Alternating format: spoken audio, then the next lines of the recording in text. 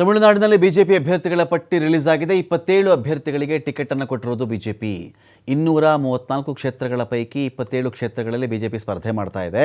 ಇನ್ನುಳಿದ ಕ್ಷೇತ್ರಗಳಲ್ಲಿ ಮೈತ್ರಿ ಪಕ್ಷ ಎಐಎಡಿಎಂಕೆ ಸ್ಪರ್ಧೆ ಮಾಡ್ತಾ ಇದೆ. ಬಿಜೆಪಿ ಮಾಜಿ ರಾಜ್ಯಾಧ್ಯಕ್ಷ ಅಣ್ಣಾಮಲೈಗೆ ಟಿಕೆಟ್ ಕೊಟ್ಟಿಲ್ಲ. ತಮಿಳುನಾಡನ್ನು ಅಂಡಲದಿದ್ದು ಇದೇ ಅಣ್ಣಾಮಲೈ. ನಾವು ನಿಮ್ಮ ಹತ್ರ ಮೈತ್ರಿ ಮಾಡಿಕೊಳ್ಳಬೇಕು ಅಂದರೆ ಈ ಅಣ್ಣಾಮಲೈ ಅಲ್ಲಿರಬಾರ್ದು. ಅಣ್ಣಾಮಲೈ ಯಾವುದೇ ಕಾರಣಕ್ಕೂ ತಮಿಳುನಾಡಿನ ಬಿ ಜೆ ಪಿ ರಾಜ್ಯಾಧ್ಯಕ್ಷನಾಗಿರಬಾರ್ದು ಅಂತಲೇ ಬಿ ಜೆ ಪಿಯೊಂದಿಗೆ ಮೊಟ್ಟ ಮೊದಲ ಕಂಡೀಷನ್ನು ಎಐಎಡಿಎಂಕೆಯದ್ದು.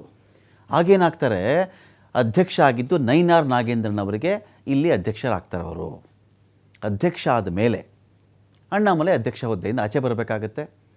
ನೈನಾರ್ ನಾಗೇಂದ್ರನಿಗಿಂತ ಜಾಸ್ತಿ ಕೆಲಸ ಮಾಡಿದ್ದವರು ಅಣ್ಣಾಮಲೈಯೇ. ನಿರ್ವಿವಾದವಾಗಿ ವಿಚಾರಧಾರೆಗಳು ಏನು ಬೇಕಾದರೂ ಇದ್ಕೊಳ್ಳಿ.